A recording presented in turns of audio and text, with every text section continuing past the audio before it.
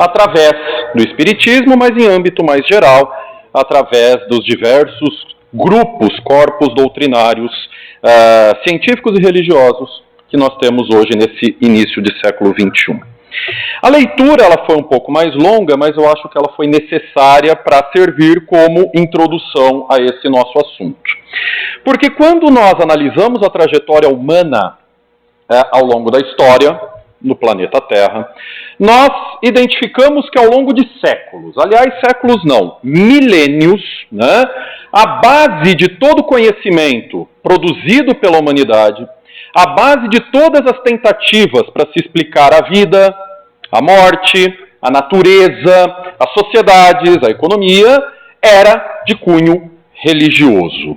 Quando nós vamos analisar lá aqueles primeiros desenhos, aqueles primeiros escritos das cavernas ainda, né? Todo mundo com certeza já viu algum na internet. Grande parte da mensagem que nos passa é de cunho religioso. Nasce assim uma explicação segundo a qual tudo o que acontece é porque Deus quer, ou deuses, se a gente for mais na antiguidade. Assim que a humanidade criou lá atrás, na era ainda do início das sociedades, dos primeiros impérios, eu estou falando há uns 4.000 anos, um Deus para a chuva, um Deus para o sol, que era o mais poderoso, porque afinal de contas é o sol que garante as colheitas, portanto a comida, um Deus para o vento, um Deus para o rio, um Deus, enfim, para todo e qualquer elemento da natureza. E assim fomos caminhando ao longo de séculos, milênios. A vinda de grandes profetas e grandes, digamos, anunciadores de boas novas não alterou muito o caminho, não alterou muito o espectro disso que nós estamos falando. O hinduísmo já há 2.000 anos está nos falando, há 3.000 anos está nos falando, por exemplo, de vida após a morte, mas essa vida após a morte no hinduísmo também fica sendo subjugada, fica sendo controlada pelas forças da natureza que são, enfim, deuses que regem a vida humana. Quando nós falamos de Jesus, damos a origem a uma religião cristã que por 2.000 anos não abriu espaço para questionamentos racionais. Durante toda a Idade Média, se nós formos analisar os compêndios, os livros e os documentos daquela época, nós temos a constatação de que, a cada vez que alguém se propunha a fazer questionamentos racionais do porquê das coisas, ele era imediatamente controlado pela Igreja. Foi necessário uma tragédia do tamanho da peste negra para que isso começasse a mudar lá no século XIV. Quando nós falamos do islamismo, muito comum as pessoas lerem o Alcorão como algo que prende, que impede o raciocínio crítico, o raciocínio lógico da humanidade. E até hoje nós conhecemos os prejuízos trazidos por essa forma de pensamento naquela sociedade de quase mais de 2 bilhões de pessoas. O mesmo vale para budismo, o mesmo vale para grande parte das religiões que nós temos hoje. De modo que, ao longo da história, em geral, a religião se colocava como algo exclusivista. E qualquer visão que fosse contra aquilo que era colocado pela religião era imediatamente controlado, era imediatamente proibido e os seus proponentes eram imediatamente perseguidos e muitas vezes mortos. É conhecido o caso do grande pensador Giordano Bruno, que lá já nos alvores do iluminismo acabou sendo queimado por dizer que a Terra não era o centro do universo. Foi queimado, morreu, né? Isso nos leva a um movimento muito importante, já no início do século XVII, XVIII, lá pelos 1700 e alguma coisa, de contestação a isso. Ora, como assim a religião explica tudo? Por que eu tenho que esperar no após a morte, a parte mais gostosa desse bolo, se eu estou vivendo aqui ou agora no mundo material? Por que eu tenho que explicar apenas e tão somente através de Deus fenômenos da natureza, sendo que eu tenho razão. Nasce assim um dos movimentos talvez mais importantes, aquele que dá origem à ciência moderna, que é o iluminismo. O grande problema é que, opondo-se ao privilégio, ao controle, à supremacia da religião, este movimento iluminista acabou jogando a criança fora junto com a água. Porque nós chegamos, a partir de então, no extremo oposto. A partir de agora, tudo tem que ser explicado pela razão. Tudo passa a ser explicado pelo método científico. E se a ciência não é capaz de explicar, este fenômeno simplesmente não existe.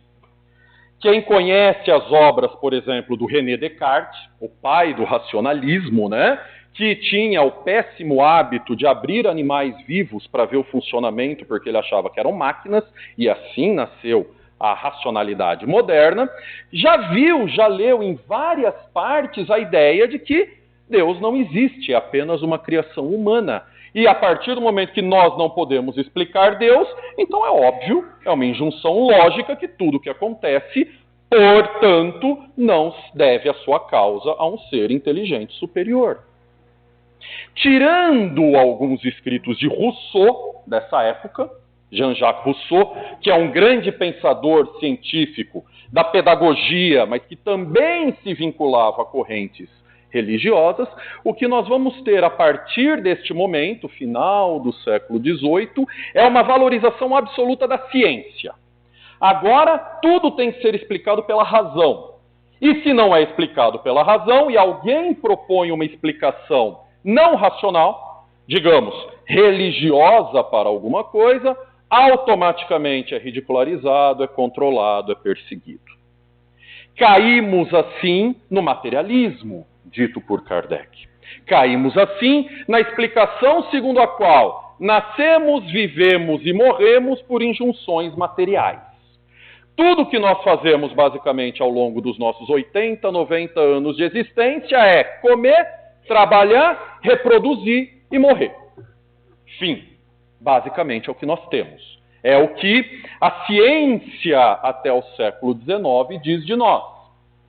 A grande questão é que esta valorização exacerbada, esta valorização extrema da ciência provoca alguns problemas. O principal deles é deixar uma série de questões sem resposta.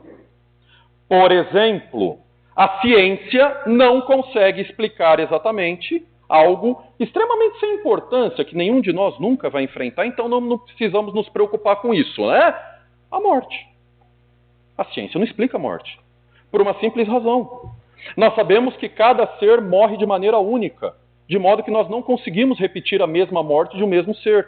Então a gente não consegue explicar pelo método científico. O método científico se baseia na observação, na repetição, nas anotações e, a partir daí, na chegada a conclusões, ou hipóteses, que a gente diz. A morte é impossível de se reproduzir. Cada ser morre de um jeito único.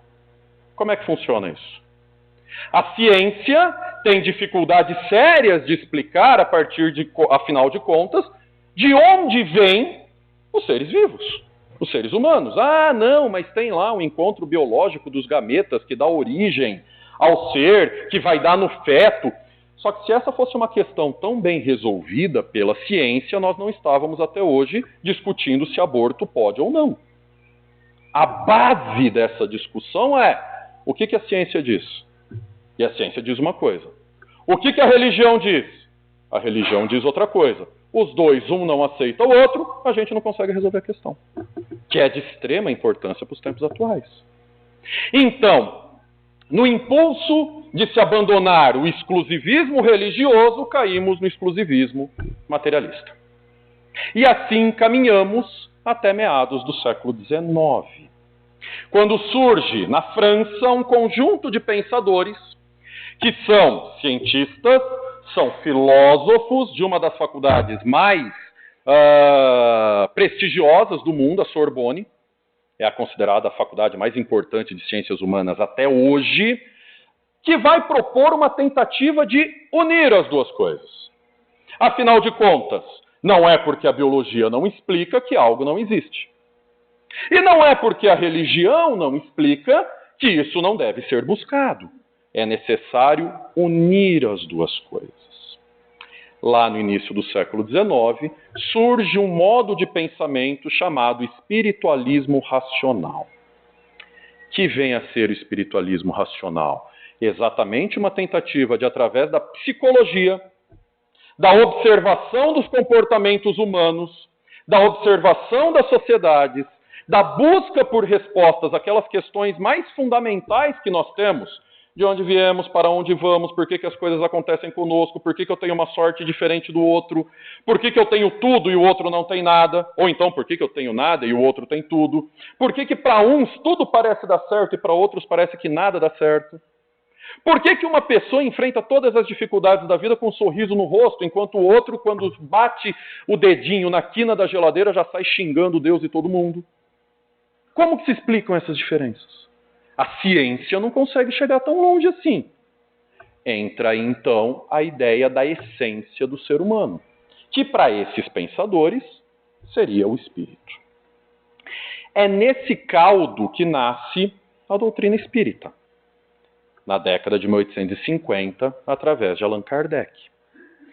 E esta doutrina espírita, da qual nós, ou a qual nós seguimos, a qual nós estudamos, a qual nós professamos e tentamos usar como exemplo, porque é difícil demais, mas a gente tenta, é o nosso esforço, é a nossa missão. Tem como um dos seus grandes méritos exatamente buscar e conseguir a união entre ciência e religião. O Espiritismo vem propor, em meados do século XIX, algo até então inédito, algo até então revolucionário, porque pouco pensado por qualquer ser que fosse. A ideia da fé raciocinada. E é nesse ponto que nos encontramos. Quando nós falamos da fé raciocinada, nós não estamos falando apenas e tão somente de acreditar numa teoria, numa doutrina, em algo que alguém nos diz, simplesmente porque alguém nos disse. A autoridade de alguém para dizer, em hipótese alguma, representa a obrigatoriedade de seguir o que aquela pessoa disse, que foi a lógica religiosa ao longo de milênios. Não é porque o padre, o pastor, o rabino ou quem quer que seja diz que nós temos que seguir. O Espiritismo veio com uma outra proposta. Coloque no crivo da razão. Observe, estude, pergunte e coloque as suas hipóteses. Sob a luz da razão, veja se elas se sustentam. Se elas se sustentarem, beleza, vamos seguir. É o que a leitura de hoje nos disse. A ciência encontrou a fé. Nada encontrando de ilógico na fé, a aceita. Só que não é uma fé daquele estilo. Nossa, mas por que a gente morre, vai ser enterrado e vamos para o inferno ou para o céu? Por que eu tenho que resolver tudo em 70 anos? Eu não posso ter uma segunda chance? Por quê? Eis o mistério da fé. Não é o que a gente ouviu a vida inteira? E muitos de nós chegamos aqui exatamente por não aceitar essa resposta.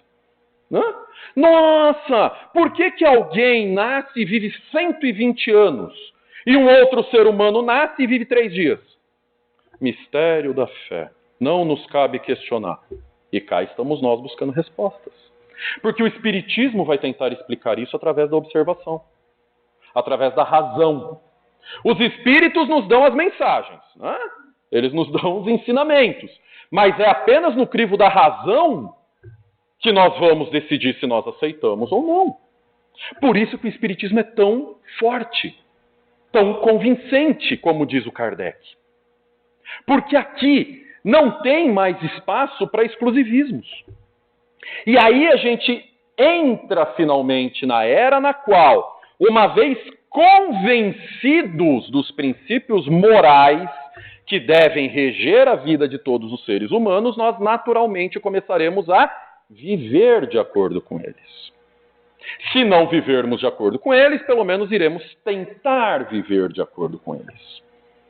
Eis a aliança entre ciência e religião. E aí a ciência mantém os seus valores de observação, experiências, racionalidade, mas religião já não é mais aquela coisa automática que você tem que aceitar porque é obrigado pelos pais. Agora a religião se transforma numa escolha. E religião não é algo mais que a gente faz sem saber por quê. Porque agora a religião se transforma em um escopo, em um conjunto de princípios morais que deve reger a nossa vida. Então nós sabemos que, espíritas, devemos ajudar o próximo. Ou pelo menos tentar. Mas a gente não tem que ajudar o próximo só porque o Vitor ou qualquer outro palestrante espírita falou, ou porque o Chico escreveu, ou porque o Bezerra de Menezes... Não, a gente sabe que tem que ajudar o próximo, porque nós sabemos que provavelmente nós já estivemos na situação do próximo. E nada nos impede de estar lá de novo daqui a pouco. Então nós vamos tentar ajudar o próximo. Porque aí a gente vai adotar aquela máxima moral de Jesus. Fazei ao próximo o que você queria que fizesse com você mesmo, numa complexidade muito maior, é o tempo todo. Porque eu posso efetivamente estar no lugar do próximo daqui a pouco. Então eu vou tentar ajudar o próximo. Eu sei que a única solução para nós vivermos melhor e para nós termos uma sociedade melhor, para nós termos um mundo melhor, é cada um ajudando o outro. Isso é científico. Olho por olho, já disse o sábio, e o mundo acaba cego, né? Então eu preciso ajudar o próximo. Porque senão a coisa não vai andar. Chega um momento que a coisa não anda. Hoje em dia nós já sabemos. Se cada um de nós não fizermos a nossa parte, não cumprirmos a nossa missão, por exemplo, com a defesa do planeta, do meio ambiente, provavelmente os nossos filhos não vão ter planeta, ou vão ter um planeta bem diferente. E bem pior do que nós tivemos. Qualquer um aqui pode se lembrar de como, por exemplo, era o clima na infância e de como é agora. Não é coincidência. Não é coincidência. Eu sempre brinco. Eu vim para a União da Vitória porque me falaram que era frio. Me enganaram. Me enganaram. Eu fui enganado. Eu quero ir no Procon. Eu quero de volta. Não, onde está frio nesse lugar? Não vi. É igual São Paulo. Eu falei, pelo amor. Não dá. Me enganaram. Em Jundiaí, que é a cidade onde eu morei 20 anos, costumava gear. Eu morei lá 20 anos, vi 2 geadas. Me enganaram de novo. Me enganaram de novo. Em janeiro eu estive na Alemanha, lá auge do inverno. Era para chegar a 20 graus abaixo de zero e nevar lindamente. Sabe aquelas neves que vai até o joelho? Eu fui para lá para ver neve, nunca tinha visto neve, né? Me enganaram outra vez.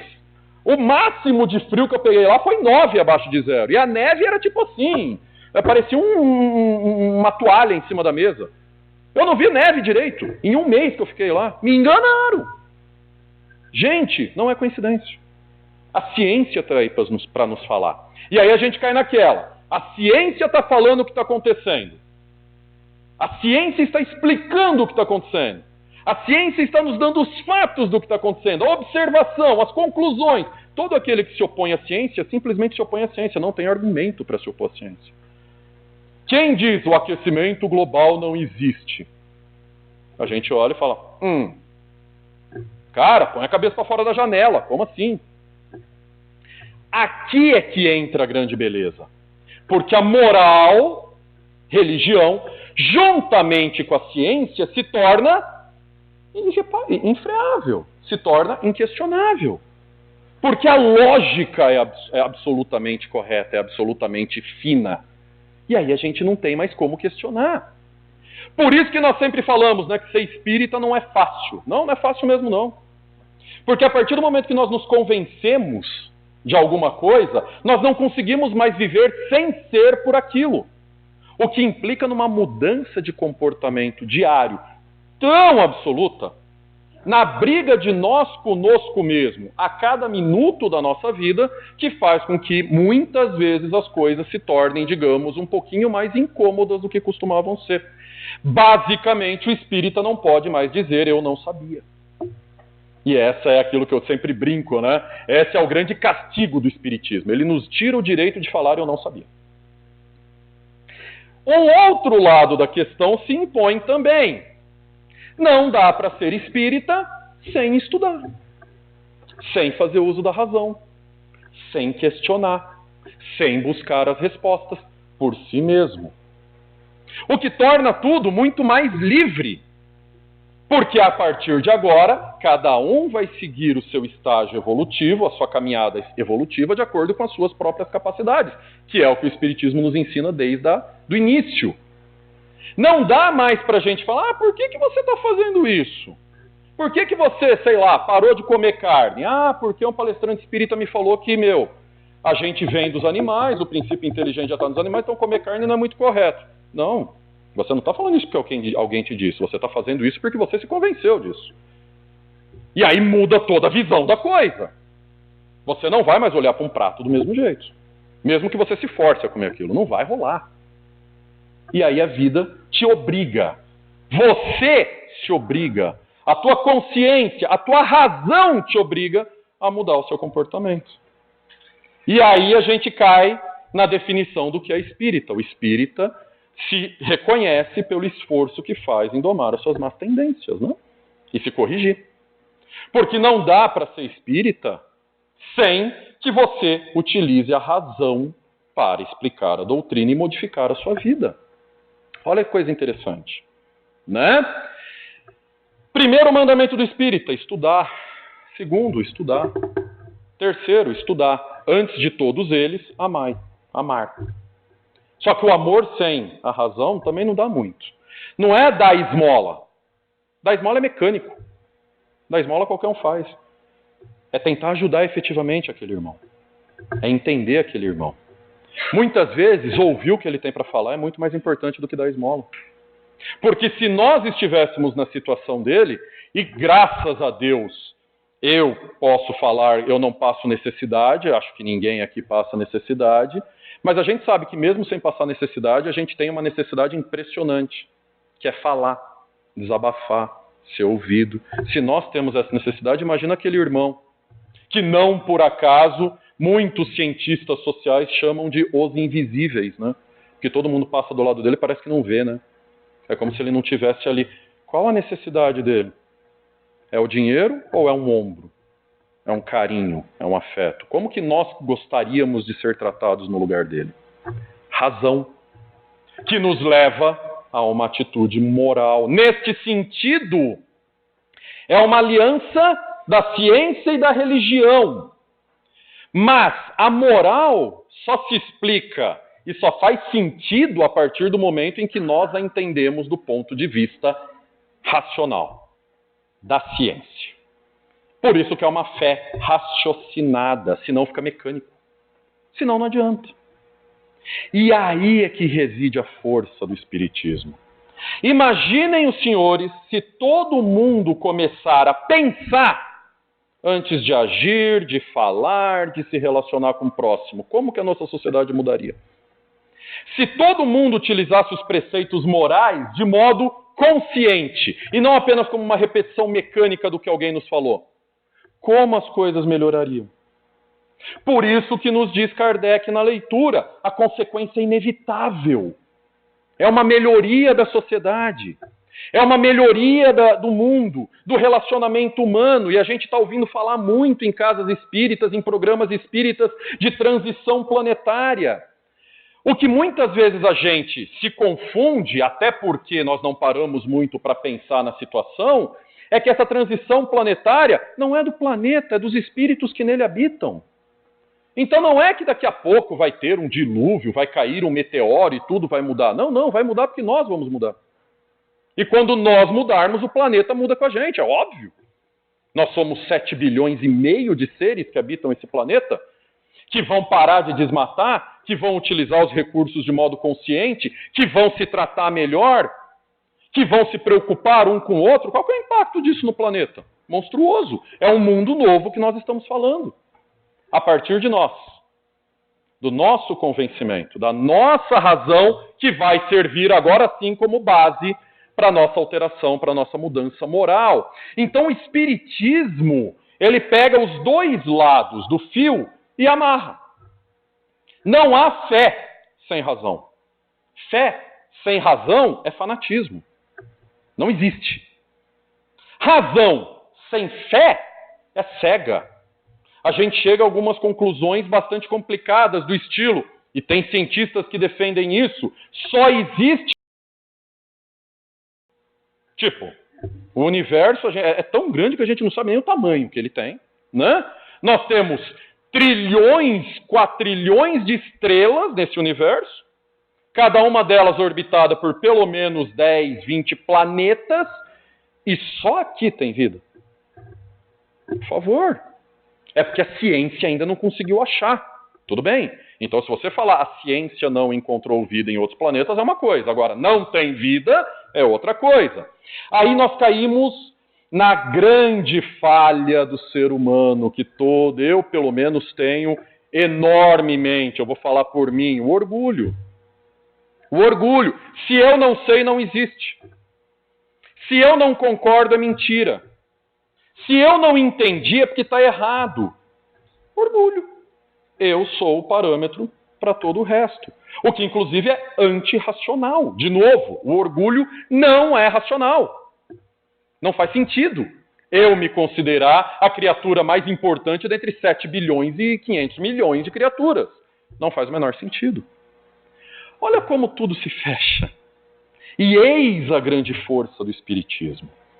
O Espiritismo nos ensina que é necessário, sim, o estudo constante, a discussão, o aprimoramento constantes e o uso constante da razão, a qual, juntamente com a moral, juntamente com o amor, juntamente com os ensinamentos que o Cristo nos deu, mas que assim, na sua base, pessoal, qualquer um que estude teologia, daquelas teologias comparativas, vai saber. Na base, a mensagem é muito parecida em todas as religiões.